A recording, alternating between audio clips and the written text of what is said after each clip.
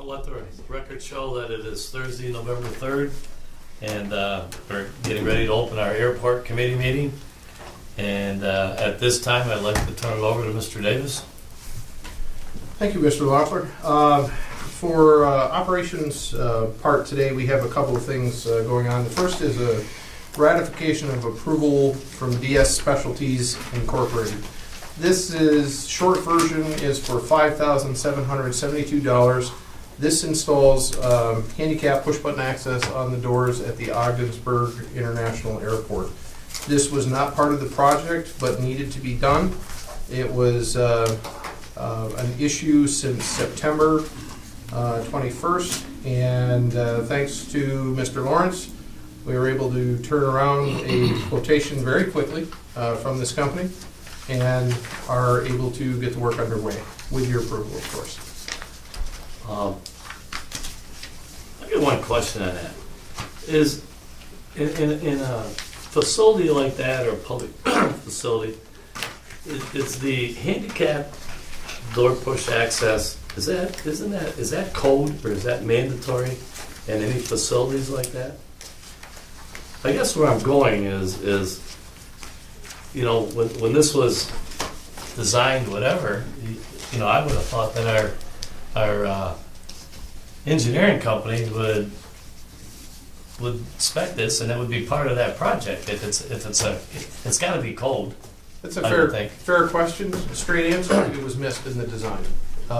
We only realized it, I think, when once everything was rocking and rolling out there, and the first time a handicapped person approached the door. Didn't have one on before. There were no changes in that vestibule, and as a result, I don't think anybody thought of it, unfortunately. And that's, you know, my signature is on the document approving the plans, as well as every member of this team except for Patrick and the engineers. I think it's a function of rush design. Well, let me throw this question out in regards to, I'll use this as an example, this door. If we recognize this on day one, would we have to go through this whole process to go through this, and you come back and say, wait a minute, we need to change these doors today? Ideal world, what would have happened, normal project, again, we took a 10-year, condensed it down to 3, Right. and then the terminal was actually condensed down to 2, from 2 years from start to finish. What would have happened in a normal design process, we would sit down, we would have project meetings, look at these things, talk about it, go back to the engineer, back and forth. That didn't happen on this project.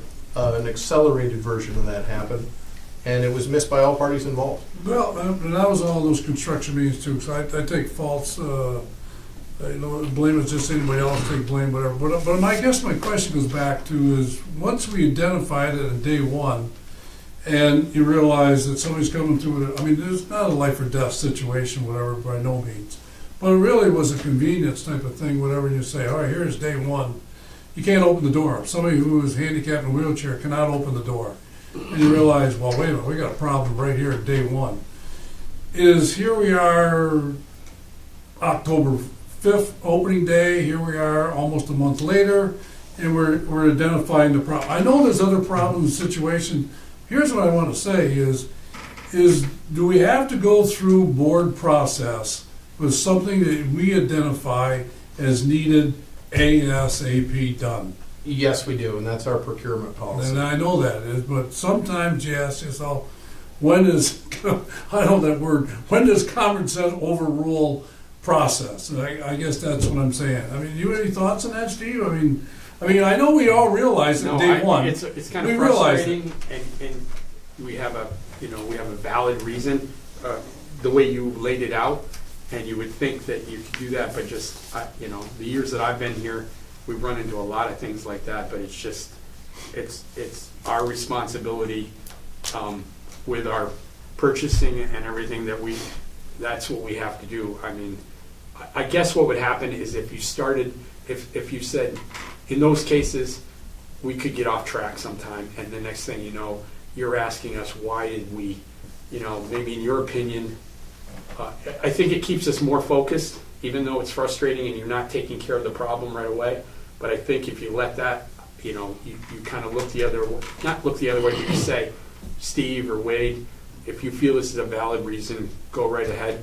There may be times when I may differ from Wade or whatever, and we go ahead and do something, and it kind of gets off track to what the real intent is. So in some ways, to bring you in on it, Yeah, I understand all that. I mean, to Okay. me, here's what, I'm not trying to stretch dialogue out just to stretch it, but I think of trying to be somewhat effective, and I'll use you, Patrick, whatever, and we have a safety concern or situation, whatever, and you're sitting there and you're going, oh my God, I've got to go, I need this, and this ASAP, all right, and I've got to go through board process. Well, I got to go here, I got to go through committee, I've got to do this, and the next thing I know, it's 3 weeks, a month's gone by, and he's sitting there, or anybody, and says, you know what?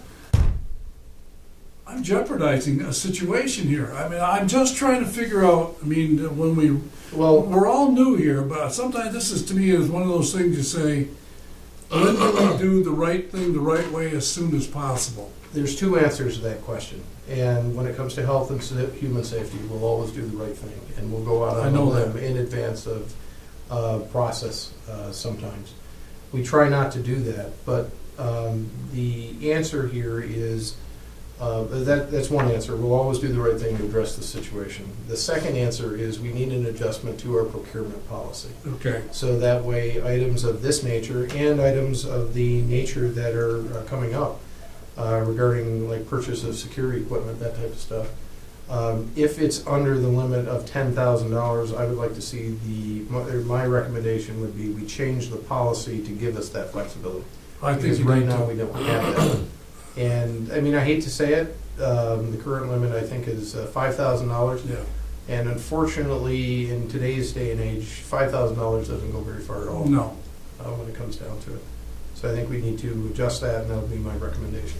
Okay, I think that's a good thought. And it wasn't my first thought in the dialogue of doing this. I said, okay, we're going to make it doors, and we're going to do the thing, whatever. And then all of a sudden you start thinking of a process. And wait a minute, sometimes you're going, some things have to be done now. Done now as best as possible.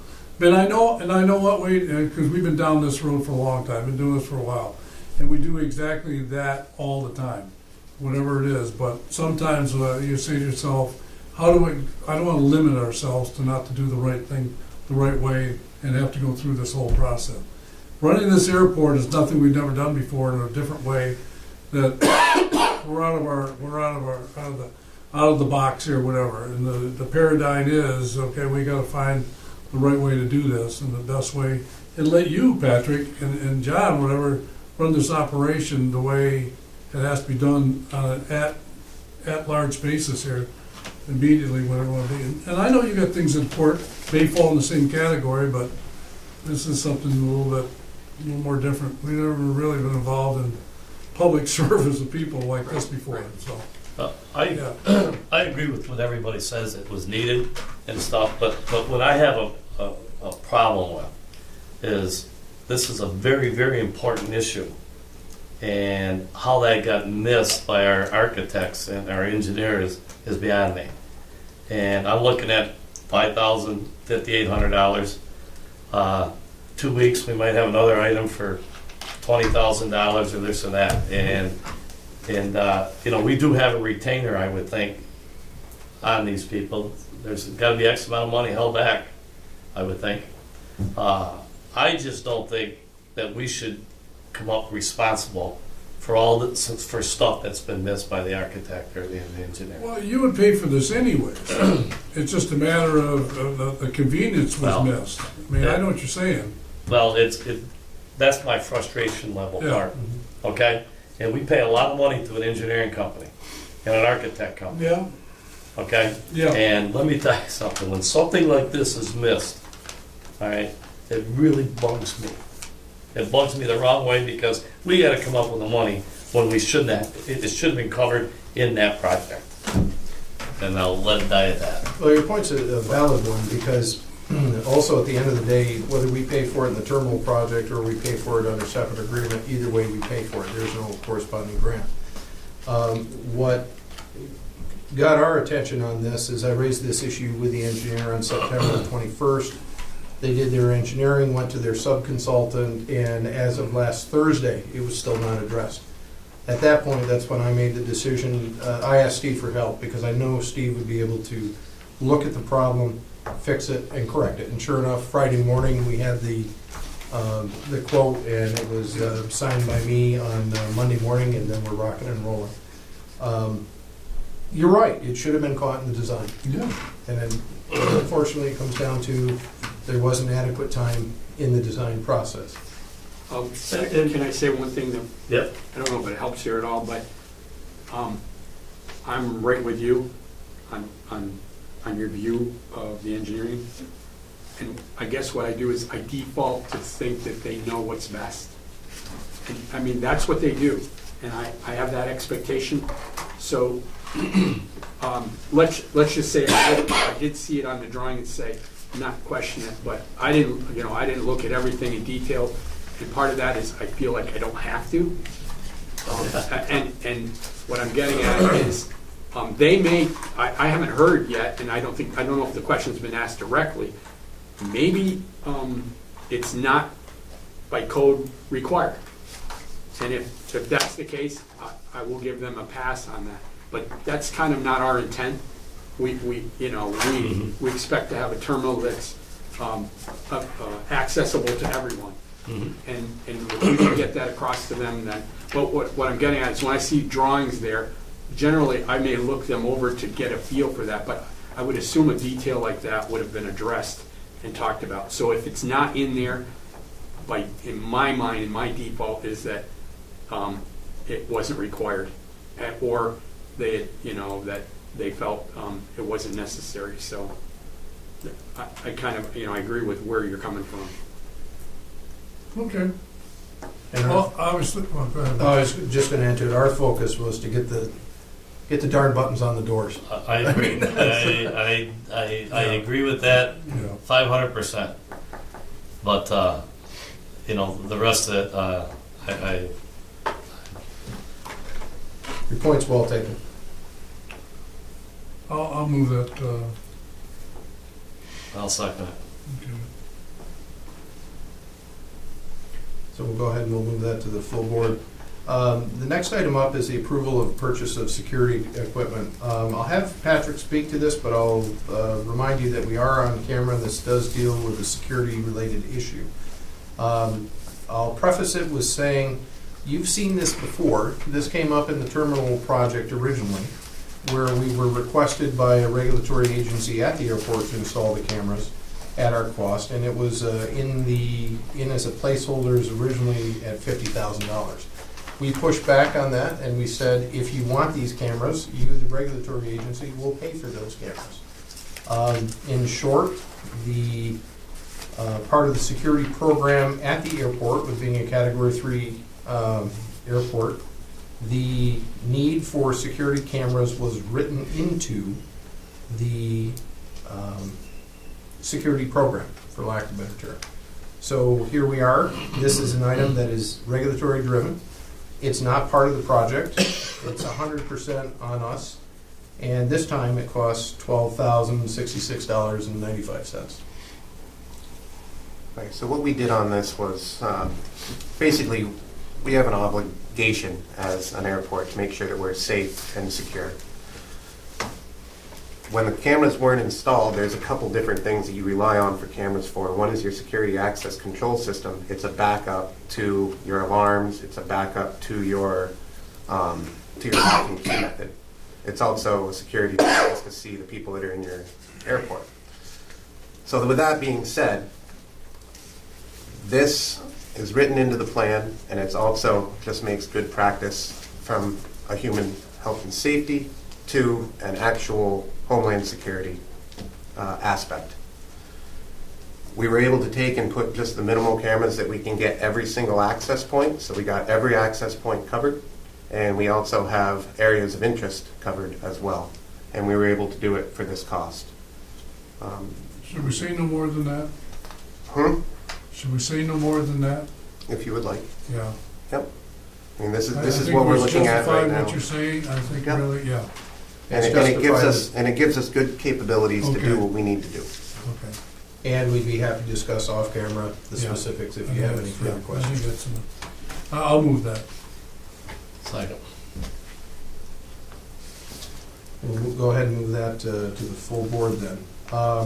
Another item just to prepare you that will be coming forth is radios for communication within the terminal. That will be coming up probably at the next report committee meeting.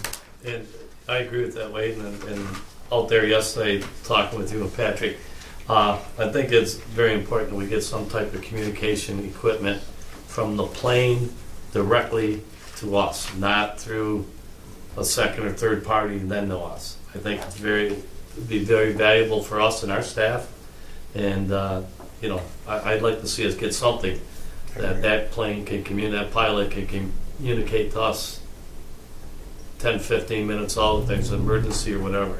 I'm just afraid that second, if it goes to company X and they get busy trying to do something to prepare, they forget to get a hold of us, and where we could be doing something and within our jurisdiction and stuff. I think agree we need that. 100%, and we are currently working on a communications plan, and I will be bringing that to the Great. committee. Okay. Thank you. Question for you on the timing of that. Do you think that would be ready where it could come to the full board as other such matters potentially next week? Next week? With quotations? I could work on that. Again, we like to bring things to committee first, but with your permission, with this being such a sensitive issue, why don't we do this? Once we get those quotes, we'll run them by you and then determine whether or not we need to have a committee meeting or move it to the full board directly. Okay, Does that work? that works for me. Well, we could do our meetings at 3 o'clock next week, 3:30. 3:30. or 3:30? What time? I will not be here next Thursday. Oh, I already told Tisha Oh, okay. when we moved the meeting. okay. As far as I know right now, I won't be here. Okay. Unless Oh, something, I was thinking of your other schedule, but that's, okay, you're away. something changes, I will be. Okay, okay. I was just thinking of a meeting before, but, okay. Anything else on that subject? If not, let's go right into the marketing update. And John, could you update us, please? Sure. I'd like to pass around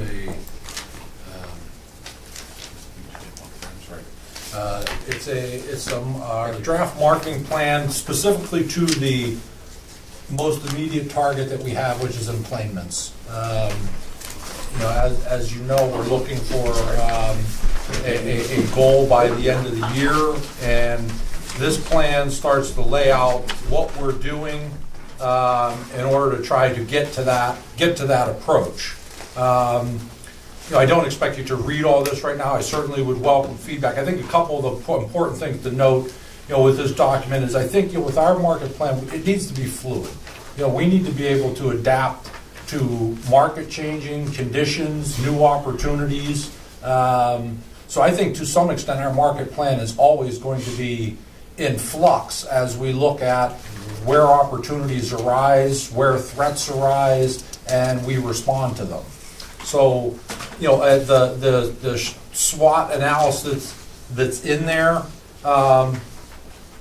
you may look at some of these things and agree or disagree with them. It's an idea, it's an overview. Typically that might be done in a larger group and you kind of brainstorm things. But these are just some of the things that I've put together. I think as we look at the marketing, particularly, I guess, at this particular point, the demographic that we continue to go after are with our tested buttons right now. Continue to focus on family vacation, retirees, snowbirds, if you want to call them that, college, university students, both in U.S. and Canada, millennials, and business executives. And I think what we've seen with that, which is a lot different than other marketing efforts that I believe the authority has undertaken in the past, is that these groups all process information. How they get information is different. So it's not like, and I don't mean to minimize that, but we pretty much know the target that we're looking for when we're advertising with industrial. We know where we're going to a business sector. You really need to stop and think about how each group and each target that we're looking processes and receives information. Right now, younger people, millennials, don't read print. They don't read newspapers. They get all their information online. We need to make sure that we have an online presence to be able to reach them. Our business people, we are still looking at that. The retirees and snowbirds, we have specific strategies for how we reach those particular groups. So I just think we are looking at a wide variety of approaches in order to be able to reach our market. Most recently, shortly after the grand opening, and maybe even prior, a little bit building up to it, we started to receive numerous proposals from any number of Canadian media sources, a lot of which I had never even heard of before. It really became difficult, I think, to sit there and rather than simply just throw darts at these proposals and hope that they stick, to look at engaging a Canadian professional who's been able to assist us with looking at how we reach our target audience and get the best bang for our budget dollars. We started that process last week. In my opinion, we've made incredible progress in 6 days. And like I say, I've already got my first report from them, and we are rapidly moving ahead with other programs that we plan to institute. So, kind of some of the main things that I guess that we'd be looking that we're kicking off are, a targeted display campaign. It would be similar to the Facebook campaign that is still ongoing, but this basically follows you around. If you visit our site and visit OGS Air, essentially, and then go to another site, have you ever noticed if you've been on and let's say look for a pair of shoes, next time you're on another site, you'll see that same company it'll show up in an ad in the box next to you and you wonder, geez, I was just looking at that. That's essentially how they can retarget and re-message. So we will be doing a campaign similarly like that, targeting our demographics. It will also have the remarketing capabilities. The reporting that we're starting to get is really starting, I think, to help. And I'll touch base on that briefly on our parking lot analysis. We're looking at a specific print campaign towards snowbirds. It's a magazine that's distributed widely throughout Southeast Ontario called 55 Plus. We continue to use inserts. I thought our first insert in the Fly Northern New York publication, the initial one was very well received. We have another one upcoming for the holiday opportunity. We're looking at rack cards. I've been in contact with colleges to start to get rack cards out, or however they feel is best. We may look at a couple of their student newspapers to start to get the word out about spring break or over the holiday semester travel. Broadcast media and radio certainly will continue to be some part of the mix. It's hard when you look at those types of investments because you really do not get much in the way back of statistical information to really look at how well those campaigns do. When you run radio spots on the radio or television, you don't really know if that's driving people's behaviors. With a lot of the other types, especially with the digital and the online, we can't actually track what people's actions actually are. Because if they see that ad and they're clicking on our ad, they're clicking right to our website. So we can track that. We're able to now start to get data about where people are looking at our website from. And this all helps to continue to refine our strategy moving forward. We do have space on the northcountrynow.com, what they call a mini skyscraper ad. That continues to promote our flights. When you click on that, almost everything that's a click-through ad goes directly to our airline information page, so that you would immediately see Allegiant and Cape Air, and you could start searching for flights right there. So you're not going to our homepage, you're going to the airline information page, because some people will get to a homepage, not see what they think they're looking for, and quickly people's attention spans are gone and they go off of that. We're looking to have some, I think, professionally designed signs done for both the digital signs at both the bridge and the airport. We're looking. One of the things that's come out of the Canadian outreach right now is an email campaign that also is kicking off right shortly, and that is going to be directed at specific target organizations. And this is part of the difficulty, and I think the value that the Canadian team brings is that they know of these audiences. Like, for example, there is a Canadian federal retirees organization, over 35,000 people. A lot of them have, but there's a big chapter in Ottawa. Great group that we should be targeting. It'd be very difficult for us to be able to figure out how to do that on our own.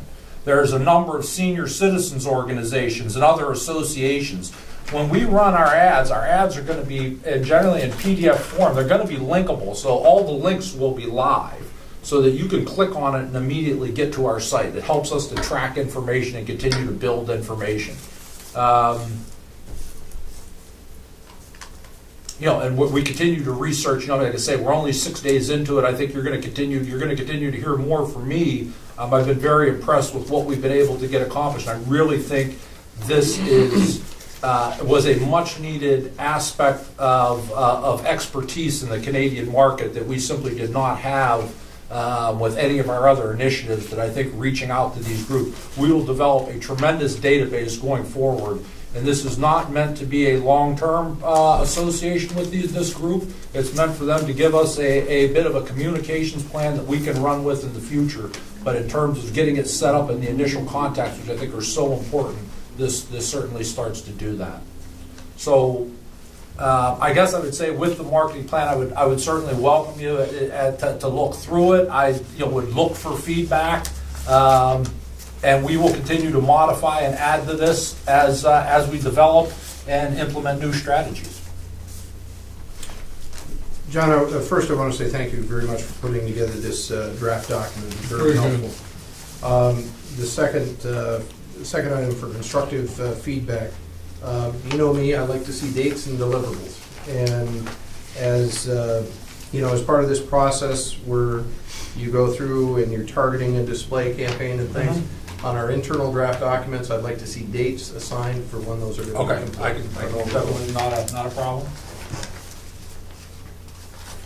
When I was fortunate, I was down in Florida, and I took the opportunity to go and meet with people that you talk to and communicate with, their marketing people, whatever. And I took some notes and things, whatever it want to be, and it was kind of like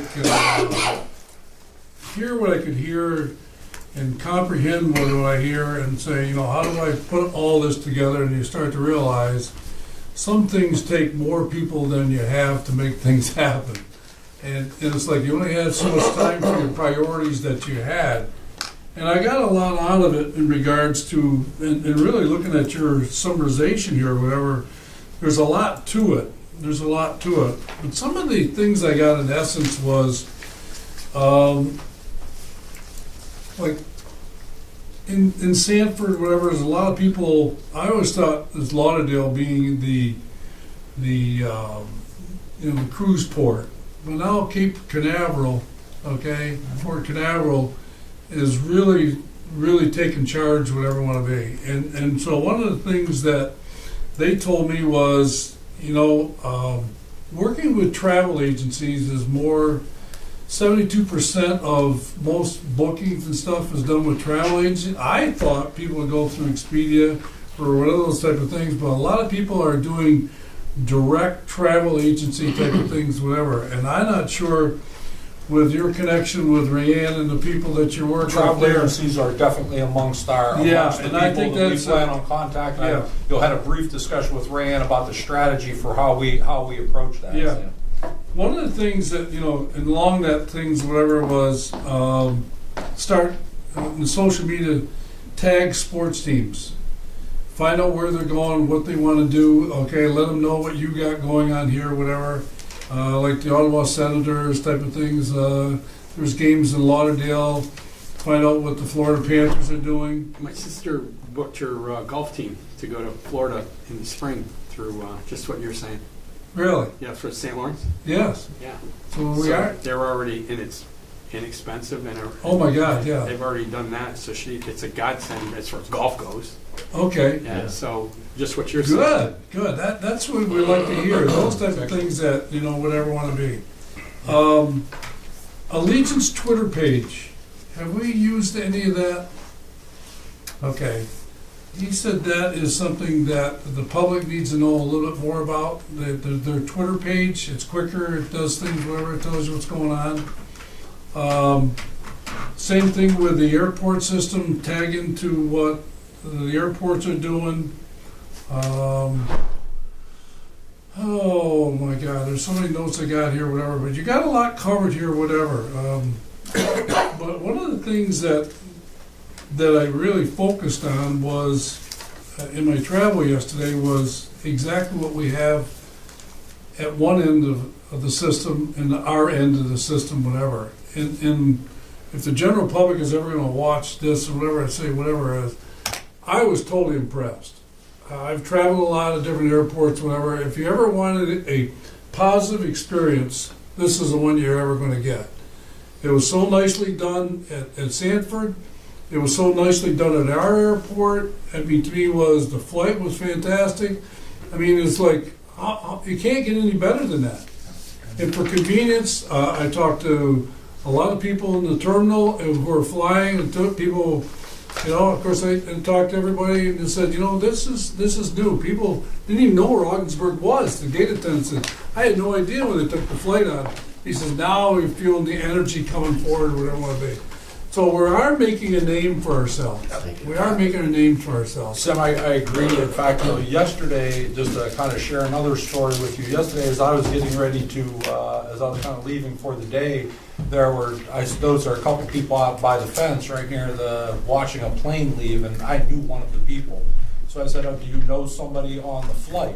And they said, yes, our two 90-year-old grandparents or some relative are on this flight, and somebody else left 2 days ago in a Suburban to drive to Florida and is going to be meeting them there.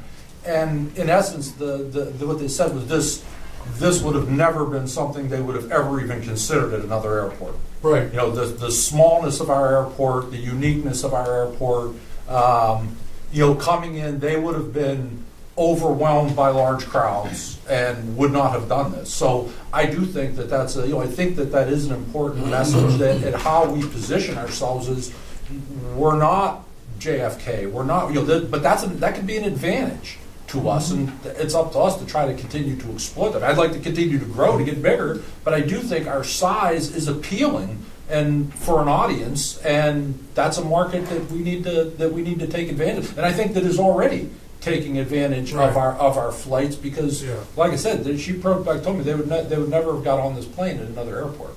I challenge any member of the traveling public to find out where you can step off an Airbus A320 and 8 minutes later be in the parking lot with your baggage. Yeah. No, these are all things that I think help enhance our experience. So I do think, you know, and that's the message. I think one of the things that, you know, in terms of working with right now is we want to deliver consistent messaging, and I would like to share a couple ads with you that we've started to develop. And generally, you know, we're focusing on direct, affordable, quick, and easy is really what we want to really try to focus on. And the direct is obviously the direct flights. There's so much tremendous appeal for that. People don't want to spend all kind of time at hub airports waiting for connections that may or may not happen. You know, when you get on a direct flight, you're getting off at your destination.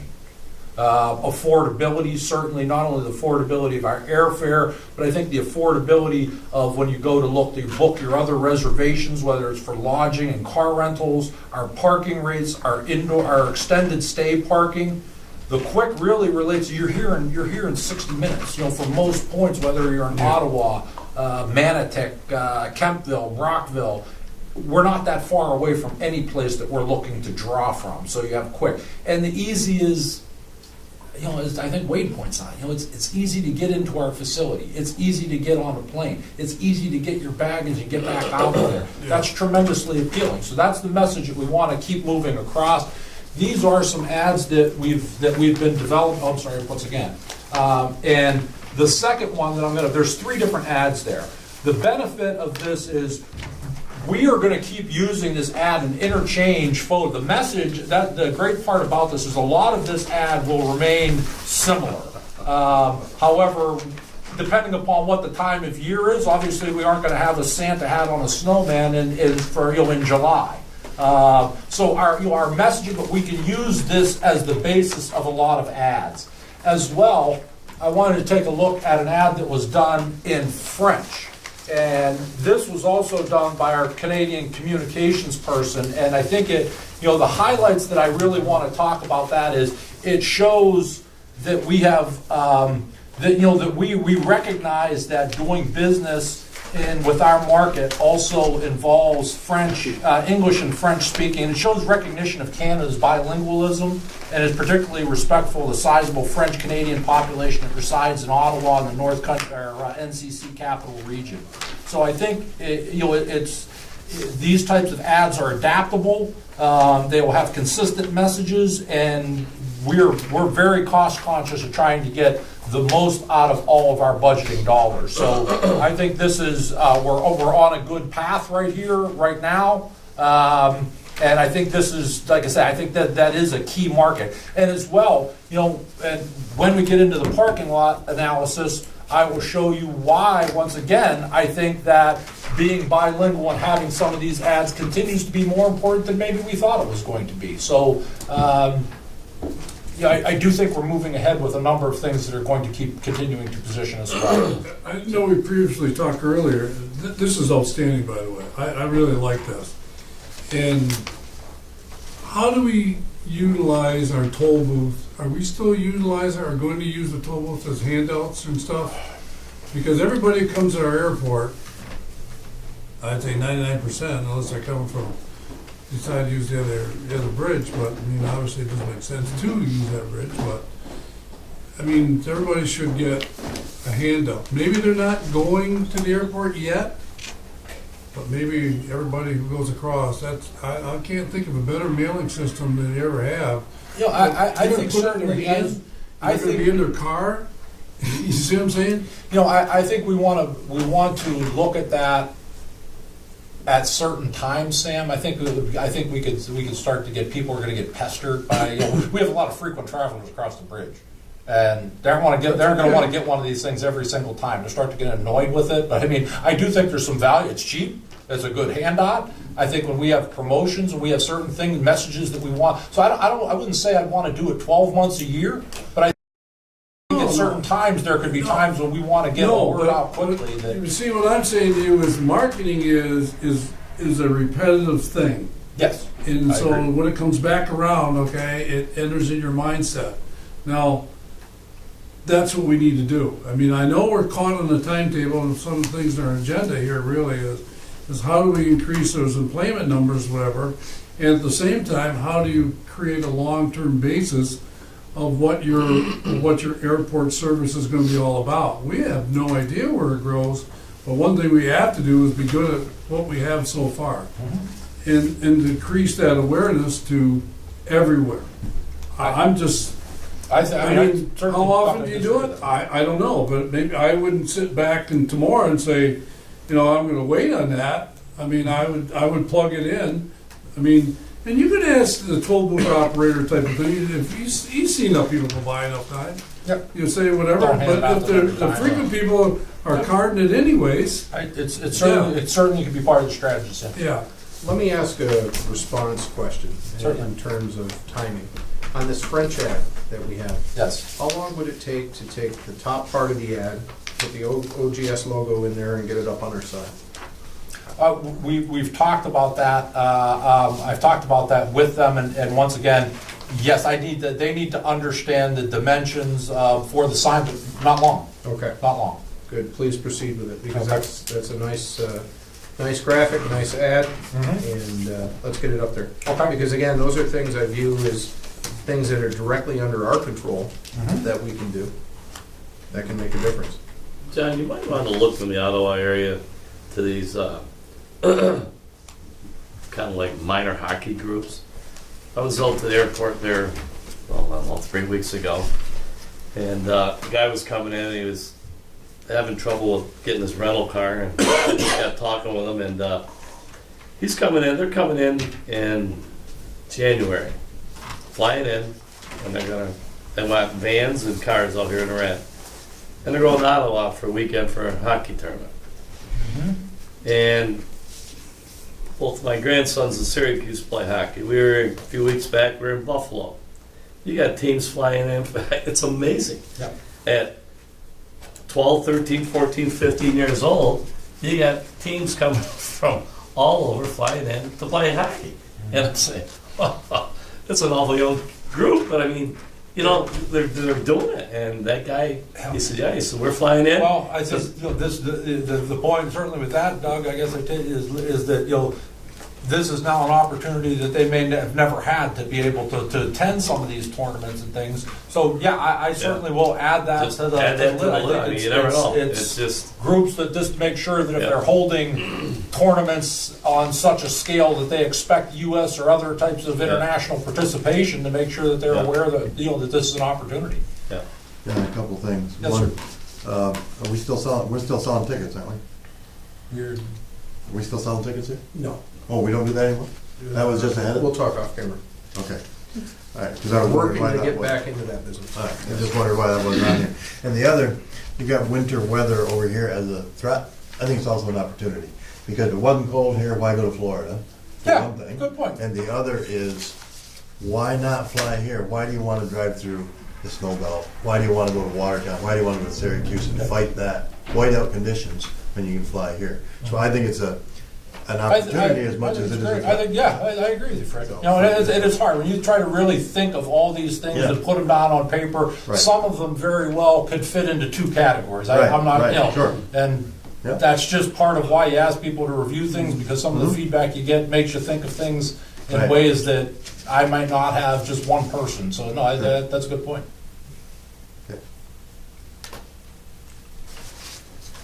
How are you assessing what you're doing is working or not? Maybe we all should ask that question. You know, Patrick and I think we're trying to develop different performance dashboard type of things on, you know, for any different types of aspects. I mean, you know, I think we're looking at that now and starting to analyze parking lot information. We're starting to look at, you know, obviously emplanement information. You know, I know there will be more things forthcoming from the general aviation side as that gets more up and running. Fuel sales perhaps being one of those. You always want to look at some type of a return. That's why some of the traditional methods of looking at marketing in a print ad, it cost me X amount of dollars to put this ad in this newspaper insert, wherever you want to call it. Do I know if that drives your behavior? No, I don't. You know, I don't truly know that. To go back to kind of, I believe it was Fred's point, or somebody's point that made there, that, you know, a person needs to be exposed to an ad multiple times before they start to react to it. That's right. And newspapers may be one that's harder to judge your return on investment on, but it is putting the ad out there. It's putting the message out there. And I think, once again, from a consistency standpoint, we want to make sure that same message is getting through, whether it's in print, whether it's in digital, whether it's on radio. So there's certain things we want to emphasize, but that's harder. You know, when you're looking at digital, I can actually see how many people click, because most of these campaigns are like a pay-per-click type of a program. So when they click on our ad, first of all, I'm paying for it. But secondly, they're driving to our website. So my analytics, I can see where people are how many people are clicking on that ad, where they're coming from, how long they stayed on the site, if they viewed other pages. Do I know if they went through and actually booked a ticket at Allegiant? No, because they go off-site. And when they book, they go to, you know, I no longer can follow them that far. But you have much better, you get so much better information through the online and the digital, Sam, than you can through traditional. You know, if we put an ad on the radio, you may hear it, you may not. And the people that hear it may not be the people that are interested in traveling. It's just, it's harder to judge those, and it's always been that way. Yeah, I remember going back when I was in sales for my father in the business, or whatever, you send flyers out. And they said you send the flyers out, if you got 1% return, that was pretty good. And that's, yeah, I mean, there are those types of metrics that you can look at, 1%. and those are, I mean, that's really, Yeah. it's startling when you look at what you think send is a good 1,000, return you got on 10 some people of come those in, things. You did Yes. pretty good. Yeah, But 10 people is whatever, I mean, every flight you had 10 more people on, that's pretty good. yeah, you know, Pretty good. Well, that's the advantage of social media too. When we capitalize on that, you'll be able to reach a wider audience instantly, and again, also have those same metrics yep. that you're talking about. Absolutely, and like I said, I mean, I do get the reporting back now on our different online campaigns, and you know, what we're seeing right now. In fact, you know, that gave us the ability kind of to change focus on a dime. When we're paying for some of these ads and we're not seeing a response on certain types of ads, we Yeah. change them. We change them. I mean, when we were running the Facebook campaign, for example, we're not getting much traction on Cape Air. The Cape Air, we're not getting much traction on those ads. They're not being clicked on a lot. So that tells me, okay, I don't want to continue to throw more, that I'm not going to just keep, hoping that changes. The proof is there. That's not the way to reach that market. However, we're able to change focus quickly to start to emphasize Fort Lauderdale. We can do specific things with that type of marketing. Yeah. So I think that is it's much more adaptable and flexible, and can be much more responsive to what we see as the results. Yeah. Well, I'm trying to envision if I was sitting in your seat and trying to do all this stuff, and here it is a month in, whatever, your head's got to be spinning where I'm going, is it the right direction, not going, whatever I want to be. I always say at the board level, is there something that we can do to accentuate or enhance your process to do better, help you do a better job? I mean, let me say this, if I'm telling you to focus on something over here, you should be telling me, Sam, or the board, whatever, we really should be focused over here. I mean, those are the type of fundamentals that I'd like feedback back in these type of conversations is, when you're brainstorming is the brainstorm is wonderful, but is what is realistic and what isn't. I certainly don't, I appreciate that, and I would certainly feel comfortable in, sharing my recommendations with you as far as where I see it going. But in the same respect, I would say the feedback that I can get from you, I'm one person. Absolutely. You guys travel in different circles, you meet with different people, you hear different things.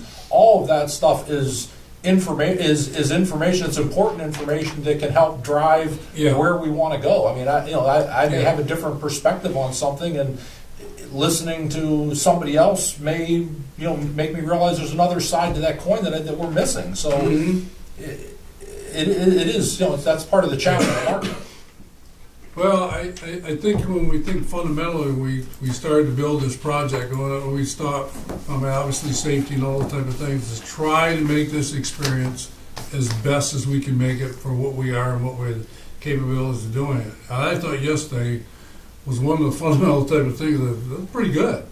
It's pretty good. I mean, you come through, the luggage and everything about it, and the whole thing was like, are you kidding me?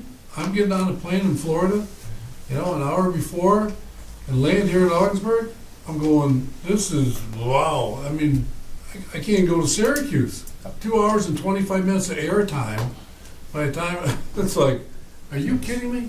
I mean, this should be, I don't know, something else that we don't understand. I don't think we really understand it here yet. I don't think we really understand what's really happened here and how you can really move yourself that easy. And of course, we haven't faced winter yet. I mean, so when you look at, like Fred was saying, that winter storms and stuff, and you don't have to, that's the guy I was with today, he said, I already booked 4 flights. He said, I'm not going to Syracuse, and I feel bad that I'm not here to take business away from Syracuse, but I'm trying to do is put more people into the air who wouldn't normally fly, which is the whole accent of this project, is to put more people into the air that normally wouldn't. That's where the federal A is all about, and so that's where we're at. So I want to make sure that we're okay with what we're asking to do in the right way. When you, Patrick, supervising whatever is to step up and say what you want to say in an open way that we can get the message where we want to be. Now, that being said, I also feel an ultimatum that we put $170,000 into extra money to make sure that we got that 10,000 employment numbers, because we moved the project, I say backwards or forward, faster than it normally was. So I mean, to me that's a lot of money to I would say lose in its own way. I mean, obviously the people that have flown already are pretty happy because they would be flying this week. I mean, yesterday probably be the first flight out of here, really. Yesterday, so we already put that ahead of ourselves. But I mean, that's where we're at. That's where we're at, build it, thing, whatever. But I think we really is, like say, starting off, I think we have a good business model to work with, to start with, and we're just gonna get better. We're growing. Yeah. And there's a lot of new things, new challenges that we're facing, and, you know, I certainly appreciate Patrick's support and guidance, as well as, you know, Wade and Fred, and, you know, I think moving forward, we recognize new opportunities, new challenges, we discuss them, and we respond to them. Yeah, okay.